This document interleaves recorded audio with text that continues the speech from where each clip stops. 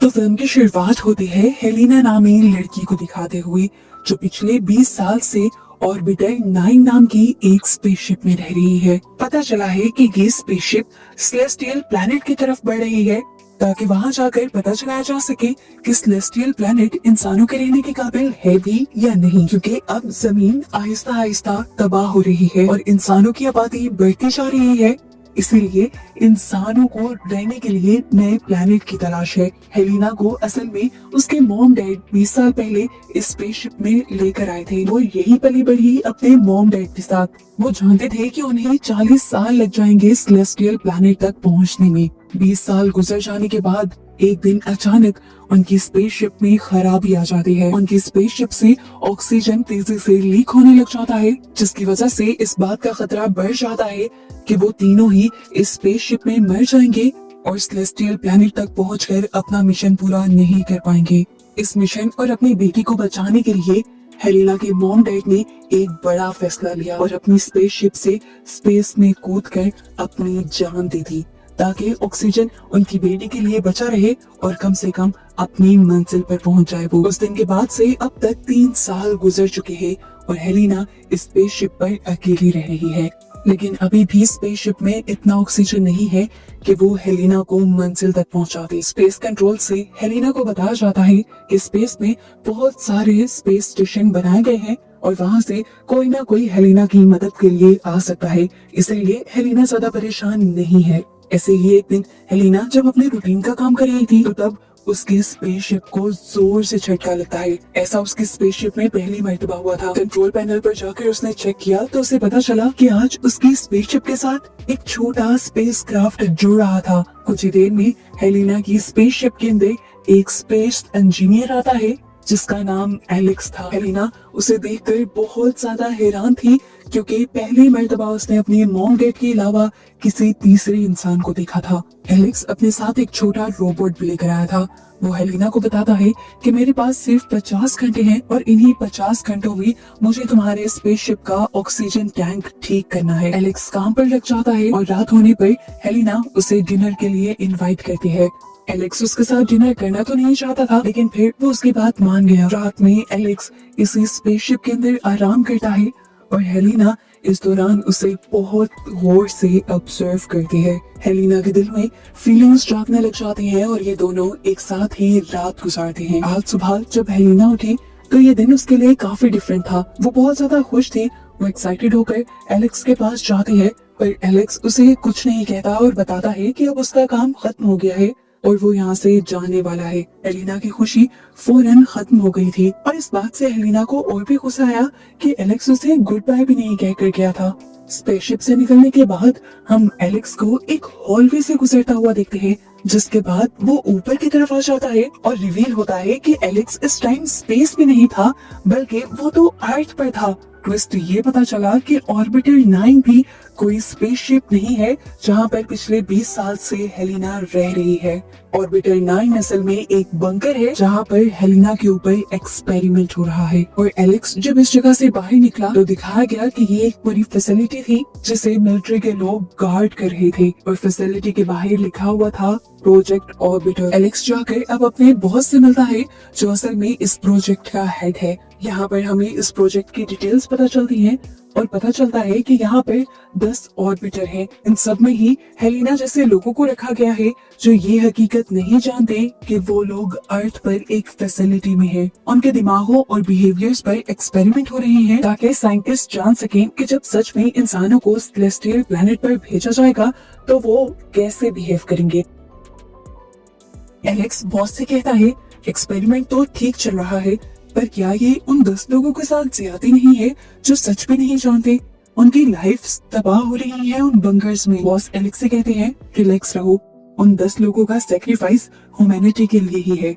20 साल के बाद अगर हमारा ये एक्सपेरिमेंट कामयाब हो जाता है तो हम फाइनली पहला स्पेसशिप सेलेस्टियल प्लैनेट तक भेजेंगे, जहाँ जाकर इंसान अपनी एक नई दुनिया बसाएंगे। बॉस एलेक्स से कहते हैं, ये एक्सपेरिमेंट हमारे लिए बहुत ज्यादा जरूरी है, क्योंकि पूरी ह्यूमैनिटी, पूरी इंसानियत को दूसरे प्लैनेट पर भेजना है और इसके लिए कोई रिस्क नहीं लिया जा सकता। ये बातें सुनने के बाद एलेक्स अब अपने घर के लिए निकल जाता है। रेडियो न्यूज में बताया जाता है कि आज सेलेस्टियल प्लैनेट की तरफ पहले जाने वाले स्पेसक्राफ्ट को तबाह हुए 5 साल गुजर गए थे। ये वो पहला स्पेसक्राफ्ट था जिसे एलेक्स की निगरानी में सबसे पहले सेलेस्टियल आइलैंड की तरफ भेजा जा रहा था। पर स्पेसक्राफ्ट के स्पेस में लॉन्च होते ही पूरा का पूरा स्पेसक्राफ्ट तबाह हो गया और स्पेसक्राफ्ट में मौजूद सारा क्रू और साइंटिस्ट भी मारे गए। इस हादसे के बाद अब तक कोई दूसरा स्पेसक्राफ्ट सेलेस्टियल प्लैनेट तक नहीं भेजा गया था।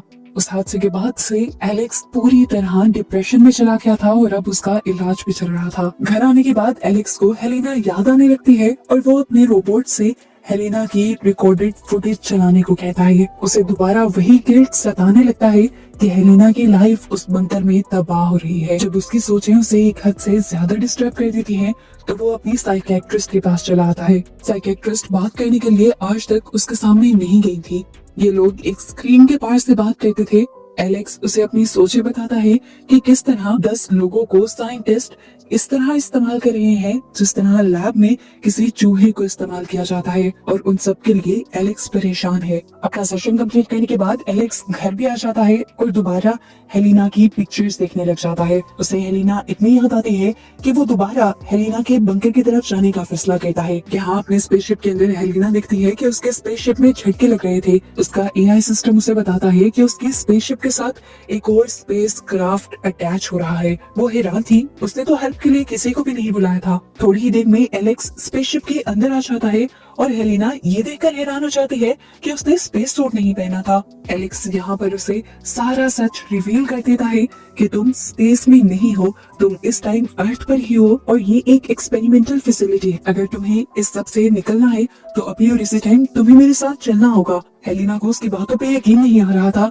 वो पिछले 20 सालों से यहाँ थी। तो अब एलेक्स यहाँ पर लगे हुए कैमरास निकाल कर हेलेना को दिखाता है। वो बताता है कि बचपन से एक्सपेरिमेंट हो रहा है तुम्हारे ऊपर नजर रखी जा रही है, तुम्हारे बिहेवियर को, तुम्हारी बॉडी को ऑब्जर्व किया जा रहा है। ये सारी बातें करते हुए वो अब कंट्रोल पैनल तक जाता है और हेलेना की पुरानी रिकॉर्ड हुई सीसीटीवी फुटेजेस को लाइव फुटेज के साथ मर्ज कर देता है, ताकि जब हेलेना यहाँ से निकले तो किसी को भी शक ना हो। और हेलेना की मूवमेंट को ट्रेस करने के लिए वो अपना रोबोट यहाँ पर छोड़ देता है, ताकि किसी को भी शक ना हो कि हेलेना ऑर्बिटर 9 से निकल चुकी है। एलेक्स अब हेलेना को लेकर बंकर के बाहर आ गया था। बाहर आते ही हेलेना की हार्ट बीट बहुत ज्यादा तेज हो जाती है, क्योंकि वो पहली मर्तबा रोशनी को देख रही थी। वो अपने इर्द गिर्द के माहौल को देखकर ऐसे हैरान हो रही थी जैसे ये सब नकली हो। एलेक्स जानता था कि यहाँ से हेलेना को निकालना आसान नहीं है, इसलिए वो हेलेना को एक ऐसे बॉक्स में डालता है जिस बॉक्स के अंदर से हेलेना की बॉडी ट्रैक ना हो पाए, और उस बॉक्स को वो अपनी डिग्गी में रखकर हेलेना को अपने घर ले आता है। घर आकर एलेक्स हेलेना को सारा सच बताने लगता है। वो बताता है कि मैं एक साइंटिस्ट हूँ और इस प्रोजेक्ट का एक बहुत बड़ा हिस्सा हूँ। प्रोजेक्ट की डिटेल्स बताने के बाद वो हेलेना को ये भी बताता है कि मैं उस दिन ऑक्सीजन टैंक ठीक करने नहीं आया था, मैं वहाँ का एआई सिस्टम चेक करने के लिए आया था। एलेक्स उससे ये भी बताता है कि तुम्हारे मॉम डैड भी अभी तक जिंदा हैं। ये बात सुनकर हेलेना शॉक हो जाती है और उनसे मिलने की रिक्वेस्ट करती है। तब एलेक्स उससे कहता है, ये गलती भी मत कर देना, तुम्हारे मॉम डैड के लिए तुम्हारे से ज्यादा इम्पोर्टेंट वो प्रोजेक्ट है जिसके लिए उन्होंने अपनी पूरी लाइफ लगा दी। वो लोग भी मिलिट्री और हमारी ही एजेंसी के लिए काम करते हैं। अगर तुम उनके पास गई तो वो तुम्हें दोबारा उन्हीं लोगों के हवाले कर देंगे। अब हेलेना एलेक्स के घर को एक्सप्लोर करने लग जाती है और हर चीज को हैरानी से देखती है। थोड़ी देर में बारिश शुरू हो जाती है और ये हेलेना की जिंदगी की पहली बारिश थी। वो इसे बहुत एंजॉय करती है। अगले दिन हम देखते हैं कि एलेक्स अपने साइकियाट्रिस्ट के पास आया था। उसने बताया कि हेलेना के लिए उसने स्टैंड ले लिया है और फाइनली वो हेलेना को वहाँ से निकाल लाया है। साइकियाट्रिस्ट उसकी बहादुरी पर बहुत ज्यादा हैरान होती है और पहली मर्तबा अब उसके सामने आती है और उसे अपना कार्ड देती है, ये कहते हुए कि अगर तुम्हें कभी भी मेरी हेल्प की जरूरत पड़े तो तुम मुझे याद कर सकते हो। घर आने पर एलेक्स देखता है कि हेलेना उसके कंट्रोल रूम में थी। वो उसे बैठकर सारी चीजें समझाने लग और बताता है कि यहाँ पर बैठकर मैं उन 10 लोगों के ऊपर नजर रखता हूँ जो उन ऑर्बिटर्स के अंदर हैं, जिन्हें वो लोग स्पेसशिप समझ रहे हैं। इन लोगों को यही पता है कि वो स्पेस में सफर कर रहे हैं, पर दरअसल उनके ऊपर एक्सपेरिमेंट हो रहा है। उनके पूरे ऑर्बिटर के अंदर कैमरास लगे हैं सिवाय बेडरूम के और वॉशरूम के। ये सुनकर हेलेना डर जाती है और कहती है, अगर अब मैं कैमरास में ना नजर आई तो अथॉरिटीज को पता चल जाएगा कि मैं वहाँ पर नहीं हूँ। तो एलेक्स एलेक्स बताता है कि मैं पहले ही तुम्हारी रिकॉर्डेड फुटेज को लाइव फुटेज के साथ मर्ज कराया हूँ ताकि किसी को शक न हो। एलेक्स हेलिना को यहाँ पर एक और बहुत बड़ा सच ये भी बताता है कि कोई भी इन ऑर्बिटर्स से पूरी जिंदगी बाहर नहीं निकल पाएगा। आज से 20 साल बाद ऑर्बिटर के अंदर जब इन लोगों का टाइम पूरा हो जाएगा तो इन लोगों को बताया जाएगा कि सिस्टम में कोई प्रॉब्लम होने की वजह से ये लोग गलत रास्ते पर चले गए हैं और अब सेलेस्टियल प्लेनेट तक पहुंचने में और भी 20 साल लगेंगे और उस टाइम सच में उन ऑर्बिटर्स को स्पेस में लॉन्च किया जाएगा। इस तरह पूरी जिंदगी ऑर्बिटर्स से इंसान कभी बाहर नहीं आएंगे और तुम्हें देखो मैं बाहर ले आया हूँ। एलेक्स उसे ये भी बताता है कि ये सब इंसानों के लिए किया जा रहा है। खैर रात में एलेक्स हेलिना को नाइट क्लब में लेकर जाता है और अपने फ्रेंड्स से भी मिलवाता है। और यहाँ पर जब सारे एलेक्स के दोस्त हेलिना के बारे में पूछते हैं कि वो कहाँ से आए हैं तो एलेक्स उन सबकी बातों का रुख मोड़ देता है। कुछ दिन गुजरते हैं और एलेक्स हेलिना की बॉडी पर कुछ निशान दिखता है और परेशान होकर उसे अपने डॉक्टर फ्रेंड के पास लेकर जाता है। उसका फ्रेंड हेलिना का चेकअप करने के बाद उसे बताता है कि हैरानी की बात है हेलिना की स्किन बहुत ज्यादा सेंसिटिव है, ऐसे जैसे वो कभी धूप में निकली ही ना हो। क्योंकि डॉक्टर को कुछ कुछ समझ आ रहा था तो एलेक्स भी उससे कुछ नहीं छुपाता और उसे बता देता है कि वो हेलिना को ऑर्बिटर से निकाल कर आया है। खैर ये लोग दोबारा घर आ जाते हैं और अगले दिन जब एलेक्स घर पर नहीं होता तो हेलिना एलेक्स के ऑफिस में जाती है। वहाँ पर उसे सारे ऑर्बिटर्स की फाइल मिलती है जिसमें से वो अपनी फाइल निकाल कर जब चेक कर रही होती है तो उसे एक बहुत बड़ा सच ये पता चलता है कि वो कोई नॉर्मल इंसान नहीं थी बल्कि उसे क्लोनिंग कर कर बनाया गया था। ये सच एलेक्स उससे छुपा गया था और ये सच जानकर वो टूट चुकी थी। इसी फाइल में हेलिना के पेरेंट्स का भी एड्रेस था जिसके जरिए हेलिना को क्लोन किया गया था। हेलिना अब उनसे मिलने का फैसला करती है और अकेले ही एलेक्स के घर से निकल जाती है। एलेक्स जब घर आता है तो वो हेलिना को ढूंढता है। हेलिना जब उसे कहीं नहीं मिलती तो वो अपने ऑफिस में जाता है और हेलिना की खुली हुई फाइल देखकर समझ आता है कि हेलिना अपने पेरेंट्स से मिलने के लिए निकल चुकी है। हेलिना अब अपने पेरेंट्स से मिलती है और उन पर गुस्सा करती है क्योंकि वो दोनों उसे उस ऑर्बिटर में छोड़ आए थे। हेलिना भी इसलिए भी टूटी हुई थी क्योंकि उसे अपना आप अब इंसान नहीं लग रहा था। उसकी मॉम उसे समझाती है देखो चाहे तुम एक नॉर्मल बच्ची नहीं हो लेकिन तुम्हें हम इंसानों के ही जीन लेकर बनाया गया है और मैं तुम्हारी सैरिकेट मॉम हूँ। एक नॉर्मल बच्चे की तरह मैंने 9 महीने तुम्हें अपने पेट में पाला है। अभी जब ये दोनों बातें ही कर रहे थे तब हेलिना के डैड आकर हेलिना को रेलिंग से बांध देते हैं और अथॉरिटीज को कॉल कर देते हैं कि वो आकर हेलिना को यहाँ से ले जाएं। हेलिना समझ आती है कि एलेक्स ने सच कहा था। उसके पेरेंट्स के लिए उससे ज्यादा उनका ये प्रोजेक्ट इम्पोर्टेंट था। पर हेलिना की मॉम के अंदर अभी भी हेलिना को लेकर इमोशंस थे। वो यहाँ अपने हस्बैंड को ही बेहोश कर देती है उसके सर पर कोई चीज मारते हुए और हेलिना को यहाँ से भगा देती है अथॉरिटीज के आने से पहले पहले। कुछ देर तक वो सड़कों पर ही भागती रहती है और तभी उसे एलेक्स मिल जाता है जो उसे ही ढूंढ रहा था। हेलिना उससे भी बात नहीं करना चाहती थी क्योंकि उसने भी हेलिना से सच छुपाया था। एलेक्स के पास भी अपनी सफाई में बोलने के लिए कोई लफ्ज नहीं थे। उसने बस हेलिना को गले लगा लिया। यहाँ अब अथॉरिटीज को पता चल गया था कि हेलिना ऑर्बिटर से बाहर निकल आई है, इसलिए वहाँ के लोगों में एक अफरा तफरी सी मच जाती है। अथॉरिटीज ये फैसला करती हैं कि हेलिना को मार दिया जाएगा क्योंकि उनके इस प्रोजेक्ट को तब तक सीक्रेट रखना था जब तक वो ऑर्बिटर्स को स्पेस में लॉन्च न कर देते। एलेक्स जानता था कि अथॉरिटीज जल्द ही उस तक आएंगी, इसलिए वो हेलिना को लेकर अपने साइकियाट्रिस्ट के पास चला जाता है और साइकियाट्रिस्ट भी उसे छुपाने के लिए मार जाती है। मिलिट्री सोल्जर्स जो हर जगह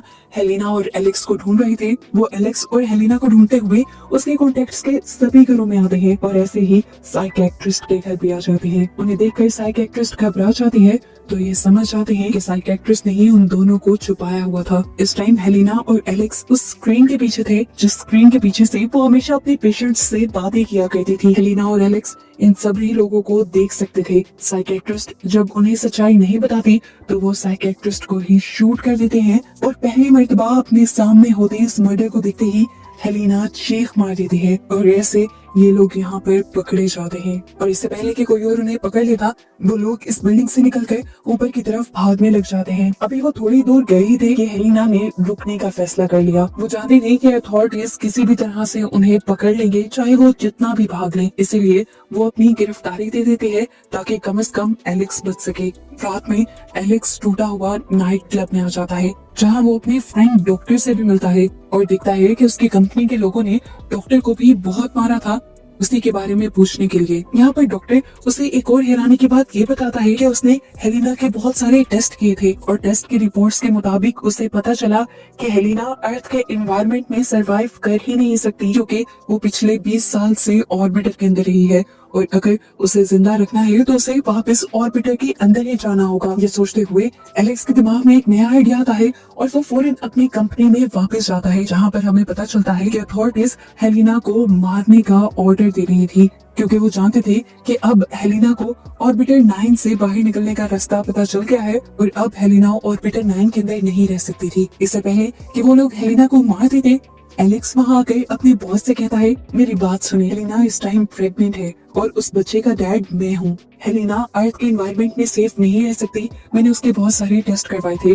उसे अगर जिंदा रहना है तो ऑर्बिटर 9 के अंदर ही जाना होगा। मेरे पास एक आइडिया है जिससे आप लोगों का सीक्रेट भी सेफ रहेगा, आप लोगों का मिशन भी पूरा हो जाएगा और हेलिना और मेरी लाइफ भी सेट हो जाएगी। मैं और हेलिना दोनों ऑर्बिटर 9 के अंदर रहेंगे, वहीं पर अपने बच्चे को पालेंगे और जब वक्त आएगा तब स्पेस ट्रेवल भी करेंगे। बॉस को और क्या चाहिए था, वो एलेक्स की बात मान लेते हैं और फाइनली हेलिना की जान बख्श दी जाती है और इन दोनों को ऑर्बिटर 9 के अंदर भेज दिया जाता है। वक्त गुजरता है और हमें 20 साल बाद का सीन दिखाया जाता है। बॉस इस टाइम बूढ़े हो चुके थे और अब वो टाइम आ चुका था जब उन ऑर्बिटर्स को स्पेस में लॉन्च करना था। वो इस टाइम ऑर्बिटर 9 के बाहर खड़े थे और उस बंकर के अंदर से एक जवान लड़की बाहर निकलती है। ये लड़की हेलिना और एलेक्स की बेटी थी। वो लड़की एक तेज आवाज के आने पर आसमान की तरफ देखती है और पता चलता है कि ऑर्बिटर 9 अब स्पेस में लॉन्च हो चुका था। इन लोगों का